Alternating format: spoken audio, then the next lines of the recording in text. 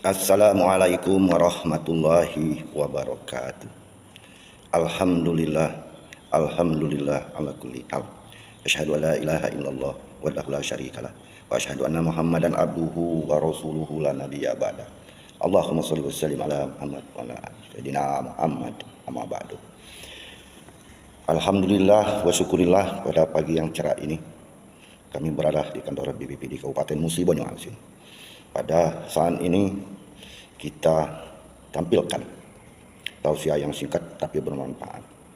Saya ambil dari hadis qudsi yang berbunyi, Man arafah nafsahu faqad arafah rabbahu. Barang siapa yang kenal dengan dirinya, niscaya dia akan kenal dengan Tuhannya. Jadi, kalau kita ingin mengenal Allah Subhanahu wa taala, tahap awalnya kita harus mengenal diri kita sendiri. Kenapa? Karena manusia ini ciptaan Allah yang sempurna dibandingkan dengan makhluk Allah yang lainnya. Maka salah satu contoh, kalau ingin kenal dengan Allah, kita harus tahap awalnya kita akan kenal dengan diri kita sendiri. Karena di dalam sosok tubuh manusia ini sangat sempurna. Kalau malaikat disertai dengan akal, dia tidak ada nafsu. Makanya malaikat itu taat terus sampai awal dan sampai akhir juga, dia sesuai dengan perintah Allah. Yang sujud tetap sujud, yang ruku tetap ruku sampai hari kiamat. Karena dibekali akal, nafsu tidak dibekali. Kalau binatang diberikan nafsu, tidak diberikan akal. Tapi manusia ini sempurna, diberikan akal dan diberikan nafsu. Di saat akal lebih dominan dari nafsunya, maka posisinya seperti malaikat. Di saat akalnya tidak digunakan, maka dia posisinya seperti binatang, hanya nafsu. Saudara-saudara yang seiman dan seagama, kata Allah di dalam Al-Quran yang artinya, wahai Muhammad, jikalau umatmu bertanya tentang aku, maka aku adalah dekat, lebih dekat dari urat lehermu. Kenapa kamu tidak mencari aku, sedangkan aku dekat dengan dirimu, pada diri manusia itu, kata Allah. Artinya, berdasarkan ayat ini, Allah itu sangat dekat dengan manusia, tapi kita tidak mempelajarinya, tidak mencari Allah itu kalau dekat dengan diri kita. Man arafah nafsahu faqad arafah rabbahu. Di dalam hadis kudusinya Allah katakan, sebenarnya aku dan kamu itu jauh tapi tidak berjarak. Aku dan kamu itu dekat tetapi tidak menyatu. Kalau kamu mencari aku, tidak akan ketemu. Tetapi di saat kamu tiada, aku tiada. Ini bahasa tasawufnya, bahasa hakikatnya. Pengertiannya sangat dalam.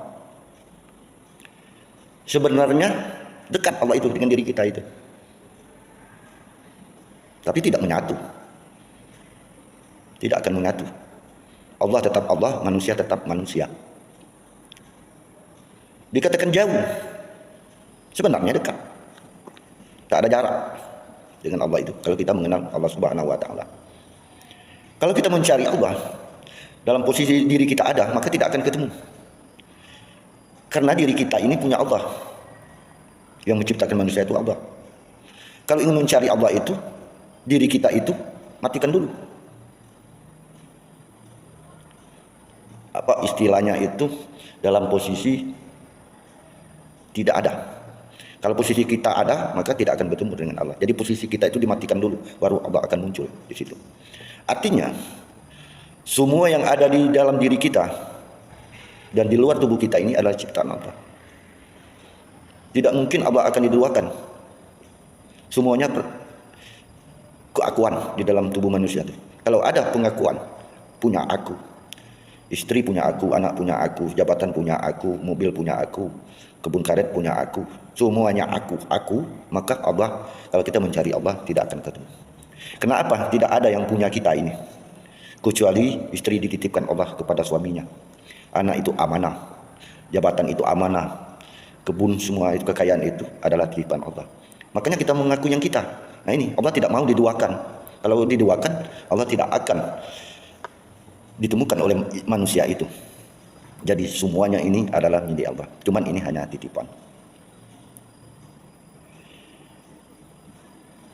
Kita hidup ini diberikan panca indera lengkap oleh Allah Subhanahu wa taala dan akal untuk membaca apa yang tersurat dan yang tersirat. Maka ayat yang pertama itu Iqra, baca. Jadi manusia ini mulai lahir sampai hidupnya disuruh belajar. Iqra, disuruh belajar, karena kehidupan kita ini adalah belajar.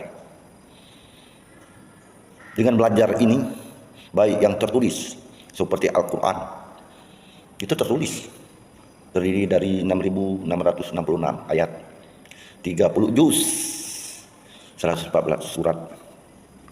Itu yang kita baca dan dipelajari, ini kalam Allah. Ada lagi di luar yang tersurat itu. Yang mana? Apa yang kita lihat, apa yang kita dengar, kita harus baca. Bahwa segala sesuatu itu hanya ciptaan Allah. Tidak ada hak manusia itu. Hanya kita itu menumpang, hanya bisa mengambil, tidak bisa menciptakan segala sesuatu. Tapi Allah menciptakan segala sesuatu di dunia ini hanya untuk kebutuhan manusia. Ya, kita menyadarinya. Allah menciptakan binatang itu sebenarnya untuk kebutuhan manusia, menciptakan kambing, sapi, ayam dan sebagainya itu untuk kebutuhan daripada manusia itu sendiri. Menciptakan tumbuh-tumbuhan, padi, jagung, tanaman yang lain itu sebenarnya untuk kebutuhan manusia. Karena kita manusia ini khalifah fil ardh, pemimpin, wakil Allah di muka bumi ini. Jadi kalau kita wakil Allah di muka bumi ini, harus kita melaksanakan apa yang diperintahkan dari yang menyuruh kita sebagai wakil Allah. Jadi kalau kita wakil Allah itu, apa yang dianjurkan Allah itu kita laksanakan. Laksanakan contoh seperti di kantor ini, perintah kepala dinas, perintah camat misalnya, kita bawahan ya, dilaksanakan dengan sebaik-baiknya, yang tidak bertentangan dengan agama. Nah kalau Allah itu jelas itu benar perintah itu, maka manusia harus melaksanakan apa yang diperintahkan Allah dan apa yang dilarang oleh Allah Subhanahu wa taala. Karena kita sebagai khalifah fil ardh, wakil Allah di muka bumi ini adalah manusia. Nah, kajian kita ini adalah kajian hakikat di atas syariat. Kalau dikatakan syariat, semuanya apa yang kita miliki adalah punya kita. Itu kalau bahasan itu bahasan syariat. Ini bahasan-bahasan hakikat, tauhid. Jadi semuanya itu titipan Allah Subhanahu wa taala. Jadi kita manusia ini jangan ada rasa dalam hati kita ini iri, dengki, ujub, sombong. Dan berikan rasa maaf kepada orang yang pernah menyakiti kita.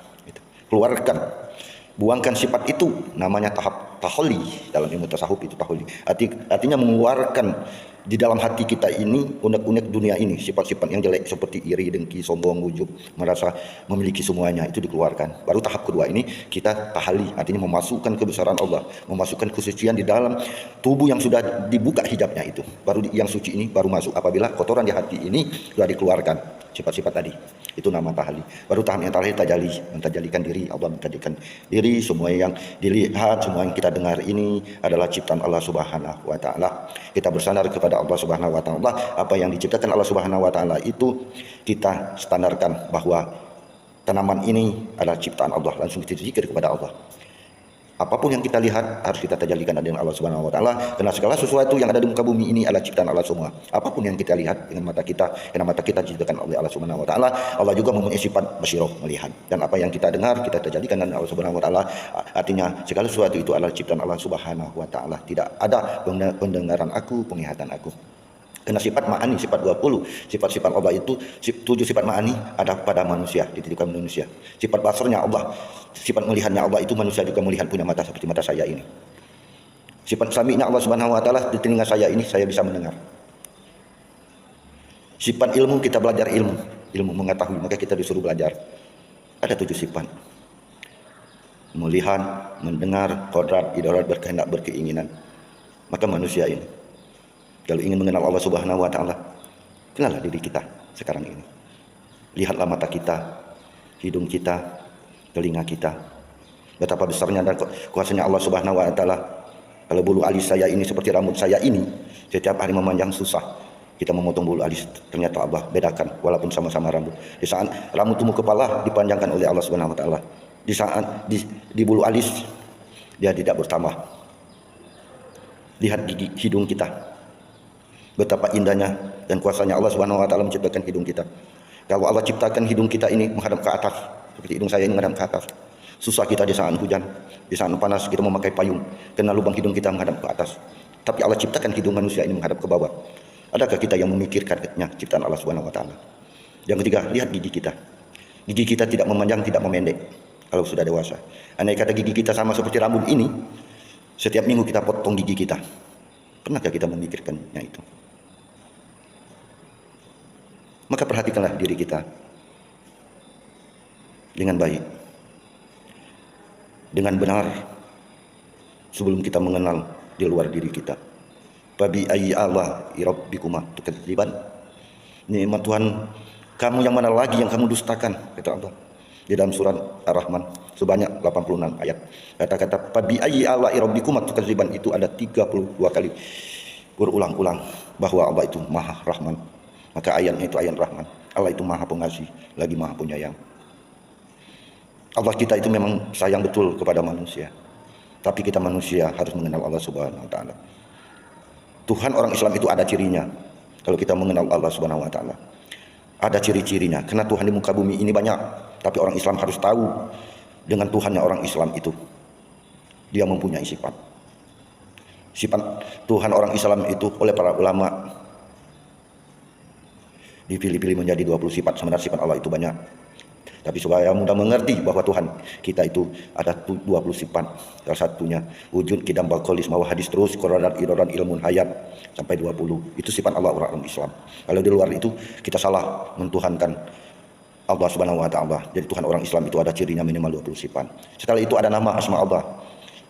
Tuhannya orang Islam itu mempunyai nama-nama yang baik, Asmaul Husna. Ada 99 asma Allah. Itu ciri nama-nama Tuhan kita. Setelah itu ada fi'il perbuatan Allah Subhanahu wa taala, Dia telah menciptakan diri kita dan semua langit dan bumi serta isinya. Itu fi'il perbuatan Allah. Jadi Allah kita itu mempunyai sifat 20. Minimal 20, sifatnya banyak tapi supaya mudah dipelajari ada 20. Ada namanya tadi 99 dan fi'il perbuatannya. Allah Subhanahu wa taala. Supaya kita tidak salah pilih Allah, tidak salah pilih Tuhan, karena Tuhan ini banyak. Tuhan orang Hindu, Tuhan orang Buddha, Tuhan orang Kristen, Tuhan orang Katolik, banyak yang mengaku-ngaku Tuhan. Tapi Tuhannya orang Islam tadi ada 3 tadi yang perlu kita ketahui bersama. Jadi ayat fabi ayyi ala'i rabbikuma tukadziban ini harus menjelma di dalam hati sanubari manusia. Betapa banyak nikmat yang diberikan oleh Subhanahu wa taala kepada manusia ini.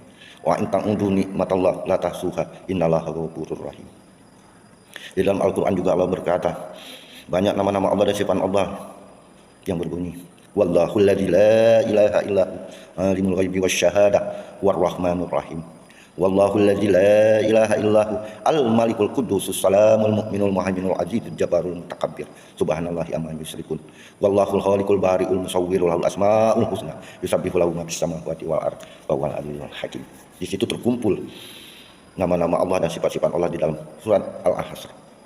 Demikian sekelumit